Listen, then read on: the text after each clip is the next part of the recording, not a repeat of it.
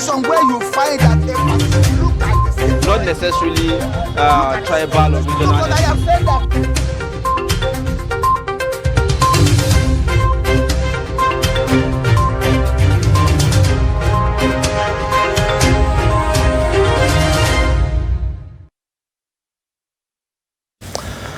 All right, thank you for staying with us. You're watching Daybreak on Trust TV. Taking a look at the dailies on Daybreak now, beginning with the Daily Trust newspaper.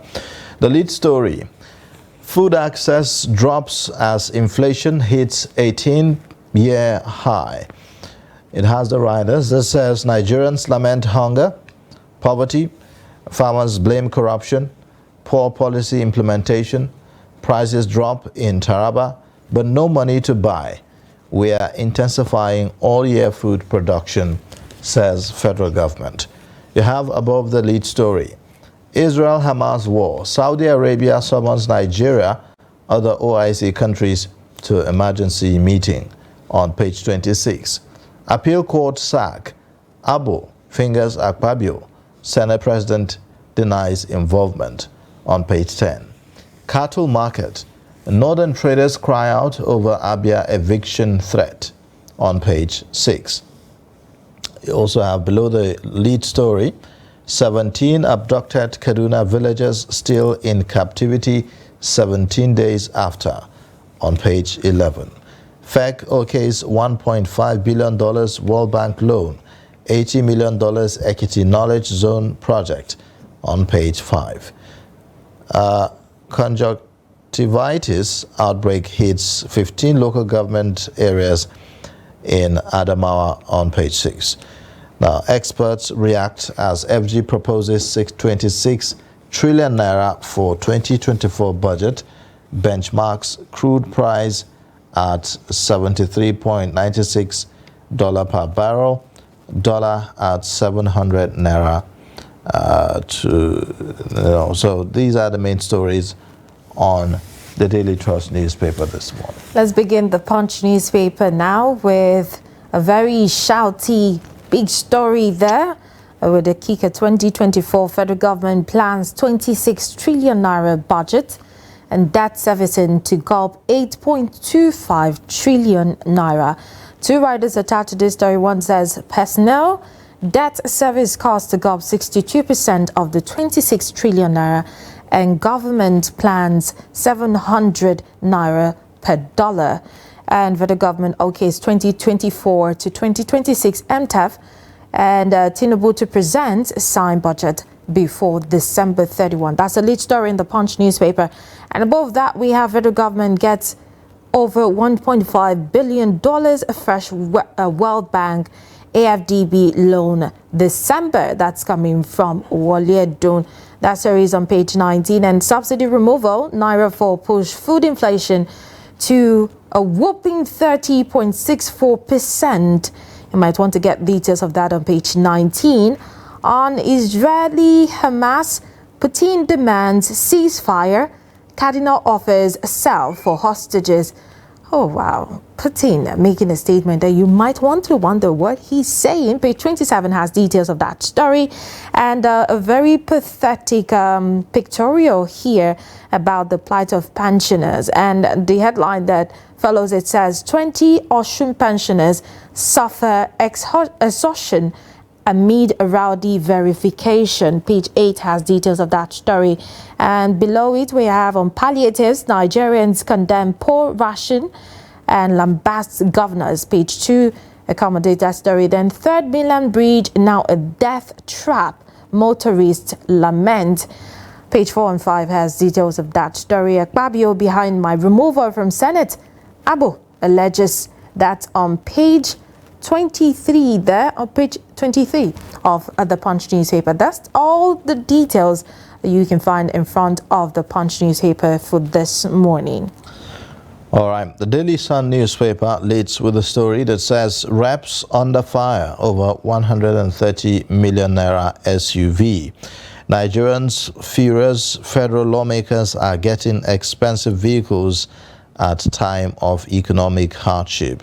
Strike, FG okays 30-day implementation of MOU with Labour. We are heading for devastating food crisis, says Obi. 2024 appropriation, FG projects 26 trillion naira, pegs crude oil benchmark at $73.96. Tinubu must address structural imbalance, says Ashimolo. You have impeachment court to hear Akeredolu Aiyedatiwa's applications on October 30. These are the main stories on Daily Sun this morning. All right, let's move on to The Guardian. The lead story says at 1,000 per dollar, 1,000 naira per dollar, 30% inflation, over 90% Nigerians denied healthy diet. All right, very, very interesting infographics just below that. You might just want to take a look, but that story is on page 6 in The Guardian newspaper. Below that, we have APC accuses appeal court panel of compromise as justices recuse themselves. News is on page 3 of The Guardian newspaper, and then below it we have tension in NIPOST as Odeyemi defies protest, resumes as Postmaster General, PMG. All right, page 3 has that story in The Guardian. Federal government pegs FX rate at 700 naira per dollar as overhead costs spike 26 trillion naira 2024 budget. All right, page 8 has details of that story. And then on his Israel-Hamas conflict, Sultan demands end to killings of civilians in Gaza. And then state issue 1.13 trillion naira bonds in 44 years. And written in very small caps below it is motorcyclist mob police inspector to death in Delta. A very pathetic story there. Page 8 has details of that. And November 14 gubernatorial poll, state of the race in Bayelsa State. Page 22 and 24 has details of that story, and that's about the last paper we will be taking this morning. All right. So for some more perspectives on these stories, we have Dr. Theophilus Abba, the director of Daily Trust Foundation, with us in the studio to shed some light on some of these stories. Thank you so much for joining us, Doctor, Thank you very on much. the program this morning. Thank you very much. Thank you for coming. Thank you. All right. So I'm not sure if you've been able to look through the proposal by the government, by the federal government, budget, the 2024 budget now. They're proposing 26 trillion naira. And if you look at the breakdown of that, it has a benchmark of crude oil price at $73 per barrel, an exchange rate of 700 naira. You look at the expenditures that are expected. So you have statutory transfers at 1.3 trillion naira, non-debt recurrent expenditure of 10.26 trillion naira. You also have debt service estimated at 8.25 trillion naira. A chunk of that budget, actually, because if you take 8 trillion naira out of 26 trillion naira, how much will you be left with, you know? Also, you look at the debt service, no, not debt service now. You have personnel cost of 7.7 trillion naira. So we are talking trillions now. The budget keeps piling up. It keeps going high. It keeps going up. Will it ever come down? I'm just saying. Well, there are a lot of things to look at in this budget. Like you said, I've not read the full budget statement, but I'm thinking that we are still running a deficit budget. Deficit budget means that your income, your expenditure will be more than the income, and so you need to borrow money to be able to make up. That is number one. Then secondly, one of the things I thought we should look at is what was the performance of the 2023 budget. Now, in terms of revenue, now what was the projected revenue for 2023, and what did we get? I mean, how much did we get? For instance, in 2023, I don't think we met the projected export of crude oil, because almost every other month we are told that we couldn't meet our 1.8 million barrels per day, which was given to us by OPEC. And then we keep hearing about oil theft. I think it was in August that we had short of about we couldn't export even up to 1 million, in the month of August per day. Now that will affect the budget performance, because that means that not enough revenue will come in.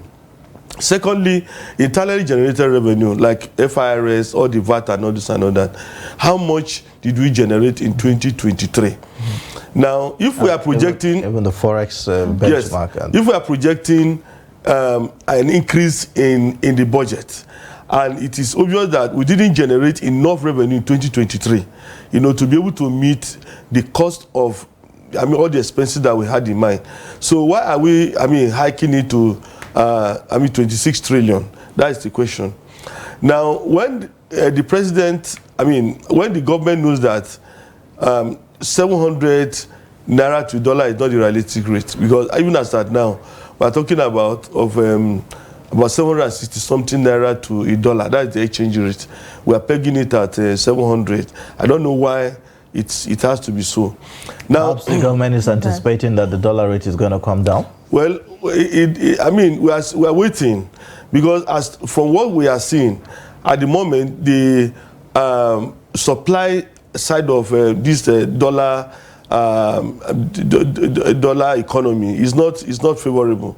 In spite of the fact that government is saying we are going to allow for importation of this ABC, releasing access to I&E, to several, I think about 30 something other. Now we have not seen there is not enough forex. We've not got enough forex. So when you now project 700, I don't think that is the. Do you think the $1.5 billion loan that the government is now going to be taking will make any difference? I don't know if the $1.5 billion dollar. I don't know whether it is meant to service the budget, but I've not read that story. But if it is meant in terms of supply for the dollar, of course it will bring. We'll have more dollars, in the treasury, and for Nigeria to access. That will help a whole lot. But one of the points I still want to make is that, you see, at the rate of 700 and maybe 60 naira to a dollar, the budget of 26 trillion is actually almost no more than 60% of the 2023 budget, because this 26 trillion, what I'm saying, is not up to the budget for 2023. If you look at it from the perspective of the dollar, unfortunately, everything is denominated in dollars. We buy in dollars, even what we buy fuel in dollars.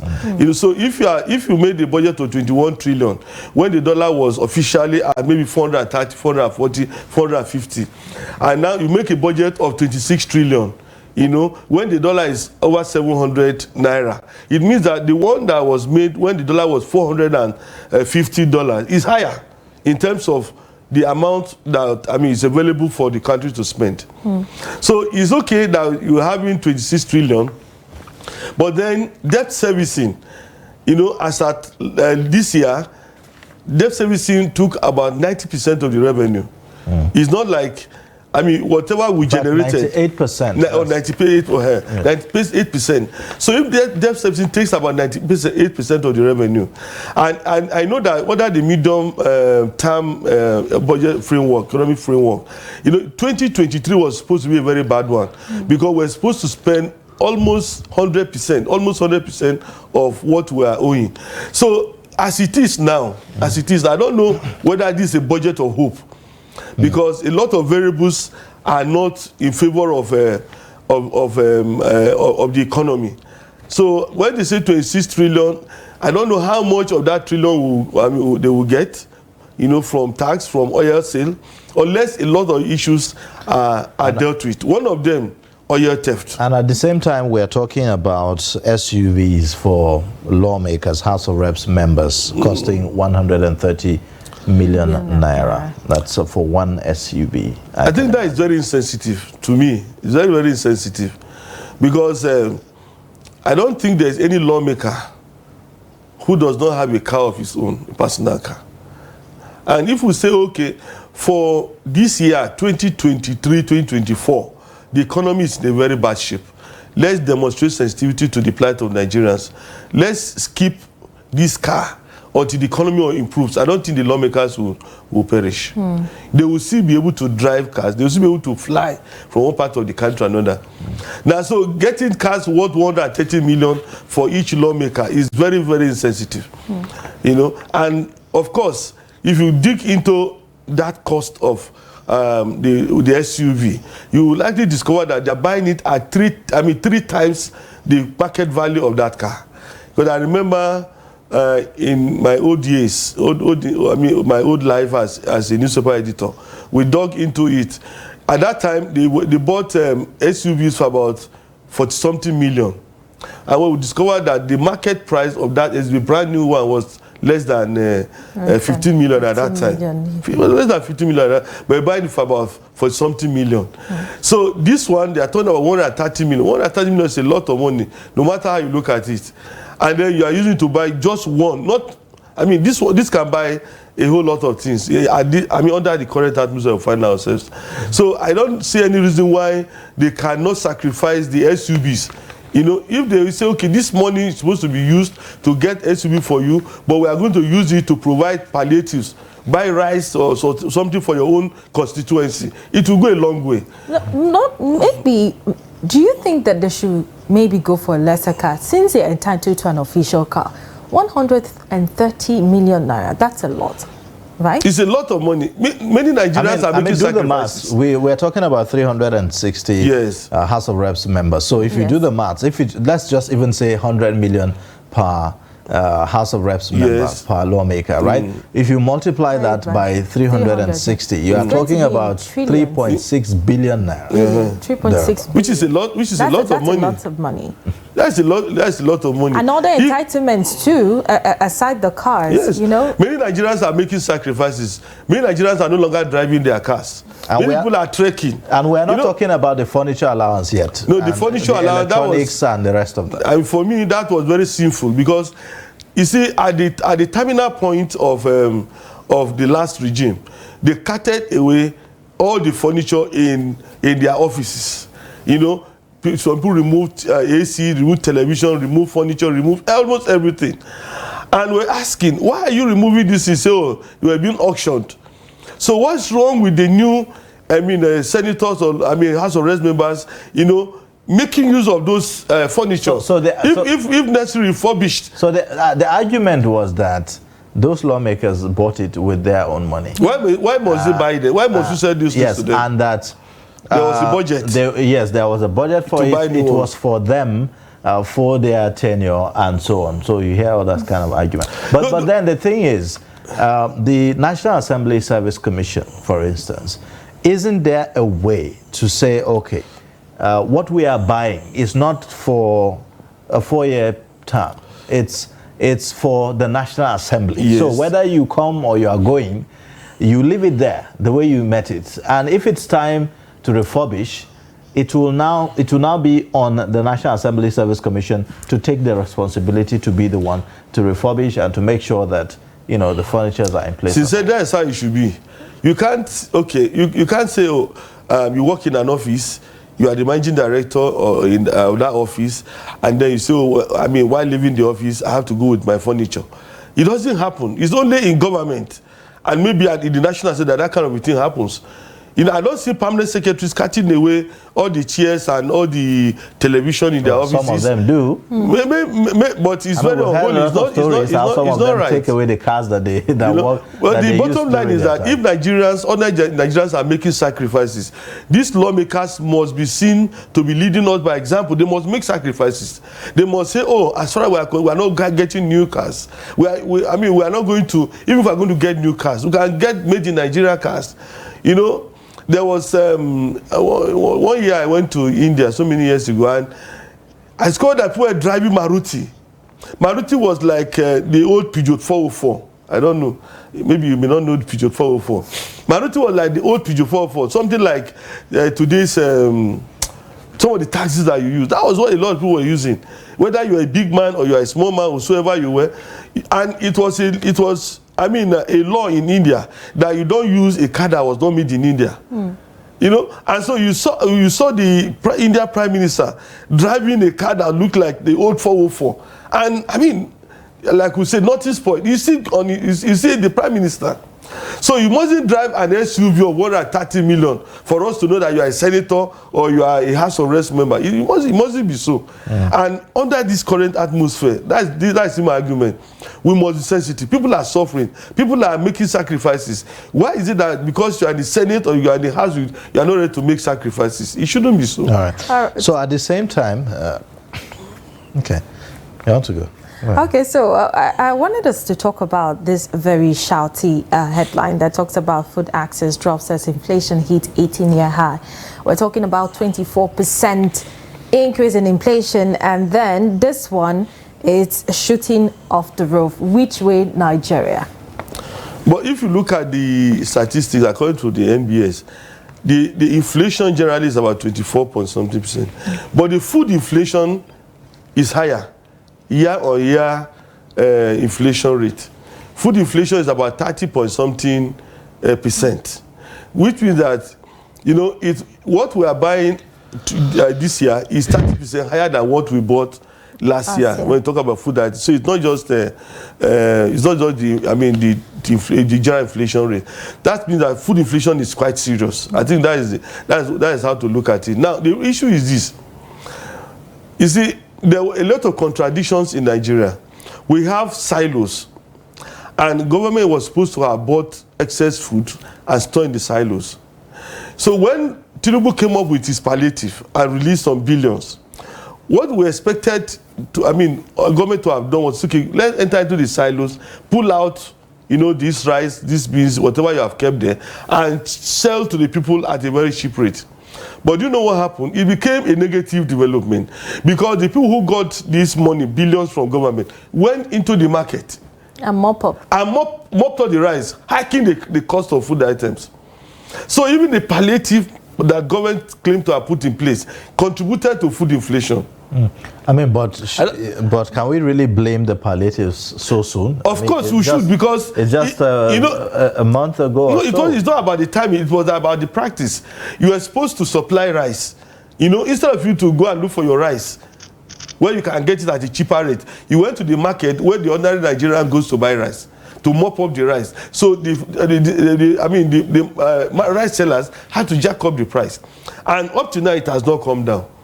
You know, so we thought that, in an atmosphere like this, when people are suffering, government is supposed to release whatever it has in its reserves, and it's like we don't have food items in the reserves. We are supposed to have in such a way that we can release them, bring down the price of food items. And it's not only Nigeria that will do it if we did the right thing. All over the world, that's what is done. Some of the farmers have complained about the flooding that we experienced in 2022 as one of the reasons for this inflation, and also corruption, in the sense that government's policies and intervention doesn't, manifest in the desired results that it was intended to, So how do we deal with this? Because under the previous administration, for instance, we've seen several central bank initiatives targeting the agricultural sector. Yet we are, the inflation, food inflation specifically, keeps going higher. But I don't think it's the flooding and insecurity alone that is responsible. You see, even the devaluation of the naira is part of the problem. Now, when you devalue the naira, the yam seller, we have to think, say, okay, this naira is no longer what it used to be. Should I even sell my yam, at the rate I used to sell it? He will say, no, I have to increase the price of my yam. The people who work on farms, the farm laborers, the young men, because we don't have mechanized farming system. These young men who go to work on farm, they know that, the price of the value of naira is already lower. If they want to buy fuel for their motorcycles, the cost of buying a liter of fuel has gone up. So what do? I'm going to work in Ayuba's farm, I'm no longer going to collect 5,000 I used to collect. It now has to be 7,000 or even 8,000 or even double the amount. You know, and the farmer will now say, okay, this is what I paid, so I have to top it. You know, it's not only about the flood, not only about the insecurity, but even the monetary policies, even the macroeconomic, a whole lot of things are coming together. It's almost everybody is topping, even if you are not buying anything in dollars. But you know that at the end of the day, if you sell your own product at a very cheap rate, you'll not be able to afford other things. All you need to do is to top it. And that's what the situation we are facing at the moment. So the only way out is one. You see, I don't know whether it is the right thing to say, but we need to flood the market with food, even if it means importing these food items. If we know countries that sell rice at a cheap rate, I don't see any reason why we should not go and get those rice and bring them to Nigeria. If you can buy a bag of rice for 20,000, possible. Which means you are in support of the lifting of forex restrictions on the 43 items. If he's going to bring down the price, okay. I think there's a word that was used in the Daily Trust: access. Yes, access to food. Because the central bank is hoping that the lifting of this FX on some of those items will allow for the flooding of, you know. No, I don't think it was actually a matter of removing it from the items that will be banned from being imported. You know, under the Buhari regime, there was a restriction on importation of rice. You understand? It's not even about FX now, it's about the restriction. Now, I remember, I think it was even last year, where a bag of rice brought in from Cotonou was about 15,000. At the time when we're talking about 40,000 naira for locally produced rice. Now, but the functional weight in that headline is access. You know, even if you have this food, you are seeing it in the market, I don't have the money to buy it. So of what benefit is it? So we have to ensure that people have access to food. You know, today, people are having a lot of funny experiences. There are people who just take their salaries and say, okay, madam, I've got my salary is 100,000. Take 50,000 to go and buy a food item for the month. For the month, I'm underlining that. But today you can't do that. No. If you give madam 50,000, she'll say, what is this? No, she probably will ask you to go to the market to get the food. Go to the market. Or maybe let's accompany me to market. Let's see what is happening in the market. Go, it can't go anywhere. Yes. All right. Well, it's a good place to end the conversation. Thank you so much, Dr. Theophilus Abba, Program Director, Daily Trust Foundation, for joining us on Daybreak and sharing your perspectives as always. Thank you very much. All right. Thank you. Well, that's our show for today. In case you've missed, you can always catch up across all our social media platforms. It's been a very, very interesting conversation this morning, talking about, you know, the social media bill that is being proposed by the NBC, as well as other news highlights, you know, that we've seen on the front pages of our newspapers. My name is Ayub Aila. Join us again tomorrow for another time. And of course, the Super Eagles won their match with the members of Mozambique yesterday. And of course, this and many more to expect on 360 Sports. Don't go anywhere. 360 Sports is next on Trust Television. My name is Martia Umar. We'll see you again.